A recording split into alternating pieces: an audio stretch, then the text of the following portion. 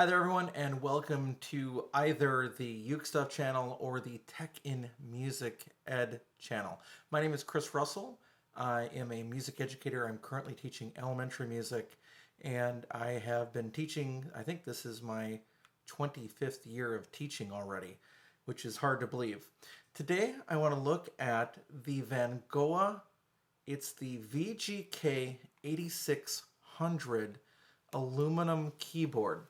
And I'll hold it up here in a second and just let you see what it looks like. It has an aluminum body, which is really nice. Has Vangoa on it in a couple spots. There's your VGA 86 or VGK 8600 label right there on the end. It does have a Vangoa mark at middle C. Now that could be problematic for some people. They're not going to like that. But for many beginners, what they're trying to do is find that middle C originally. So it's probably not a terrible thing to have on there.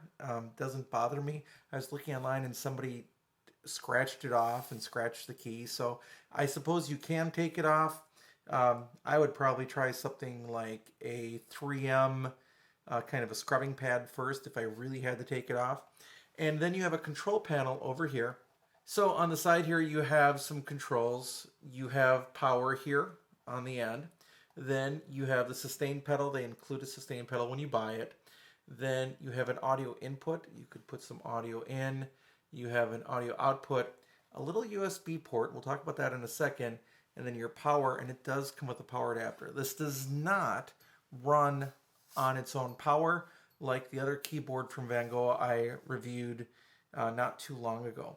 The real benefit here is the small size and the metal body, which would look great in a studio if you're just doing work. Now, are you looking for a keyboard to learn on? Probably not a bad keyboard. Are you looking for a performance keyboard? Not your keyboard. The combination, it's small speakers. It's not tremendous sound. If you want better sound, put on the headphones. But this really isn't a performance keyboard, so to say. I like to think of it as sort of a working keyboard. So with that in mind, a couple things I want to talk about. It does have, I think, your normal 128 general Midi sounds. It has 100 different rhythms that you can play behind things. And it has 88 just songs embedded in that you can just start and play. Now, the problem is if you want to change sounds, for example, or tempo or volume or anything, you're dealing with little up and down arrows.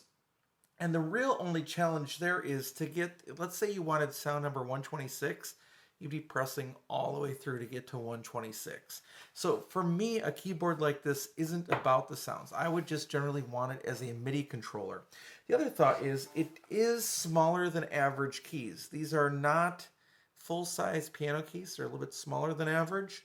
Again, I think different than the other piano keyboard that I looked at. So this is a much more condensed space. It does not come with a cover. And so for me, the appeal to this instrument isn't really in its sounds or the sounds that it makes or the rhythm that it plays or the songs that it plays. For me, it's the ability to connect it to a computer or to an iPad or an iOS device. Now, yes, you can do that with Windows, you can do that with Android. You might need some other things with Android to make it work, but for sure, iPad has been MIDI compliant since its very inception, which makes it really cool as a tool in that regard, as does its ability to connect with a Mac, for example. Now, what I was finding, however, I was working on this for a while and I couldn't get things to work. And what happens is you have a micro USB cable and then a adapter. And I do not think that it comes with that cable. I could be wrong, but I don't think it does. But what ends up happening is, and this is true of a couple different things that I've used over my time, is that for some reason, not all micro USB cables like to work with MIDI devices. And the other one that I can really point to is my Lanakai UkeSB ukulele. It allows me to plug it right into an iPad and record right to an iPad or record right into my MacBook, which is really cool. But it doesn't work with all USB cables. So I had to search and find the cable that it worked for, and I had to try several. So the real challenge is, I cannot recall if it comes with a USB cable, but if it doesn't, you're going to have to make sure that you have a USB cable that works for that. And I don't know what the standard is. I don't know what makes the difference, why this cable doesn't work and this one does, but that's the case. And let me show you. So if you want to connect it to an iPad, you need the $29, although I think there's another one that actually has a power adapter on it, but it's a $29, what they used to call the Lightning to camera connection kit. It might just be sold today as a Lightning to USB. But anyway, you just plug your cable into that. You don't even have to turn off your keyboard, for example. But now I'm going to go in the side here and I'm going to plug it in. Make sure they've got the right side up. That's one of the challenges of the old micro USB, is that you can't put it either way. That's the cool part about USB-C. Much like a Lightning adapter, is you can plug that cable in either way. And then you just plug it into your iPad. And, just for the second, obviously, I play something on the keyboard, it is not going through. But when I plug it into the keyboard, and I'm in GarageBand, now watch what happens. I don't know if you can hear that coming out of there. So I can even turn down the volume here on this instrument all the way. And you hear all the clicks. Click, click, click, click, click, click, click. It's no longer coming out of the keyboard at all. And it is touch sensitive. That means that I can work with it on my iPad, both in GarageBand or any other MIDI app, as well as, like, for example, Notion, which is generally my iPad notation software of choice, even for writing ukulele music.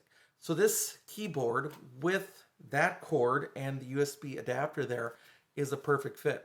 The same is true with that same cable going to Mac. It allows me to connect without any issue. So this keyboard is great. It can be set up in a desk setup as long as you have power, because you still have to have it powered, and you can then use it as a MIDI controller to control programs like Finale or MuseScore or Notion or Dorico or Sibelius or whatever you're going to use. And that's the real power of it. So for $129.99, you get a 61 key keyboard. You get touch sensitive playing. You get a keyboard that is condensed bass. It does have a speaker of its own, which I would turn off most of the time. So like the other Vangoa keyboard that I checked, and this is another negative, is that there's no physical volume dial, so you can't leave the volume down permanently. Every time you turn it off, it's going to come back to full volume, and then you're going to have to go through the whole process of click, click, click, click, click, click, click, click, click, click, click, click, to bring that volume down so that it only comes through your other device if that's what you're doing with it. So overall, I think it's well made. I like the body. Of course, the keys are smaller, so you're not quite using this for performance.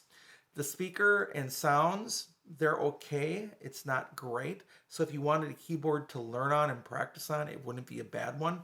But the strength of this keyboard really has to be in sort of a MIDI studio sort of situation.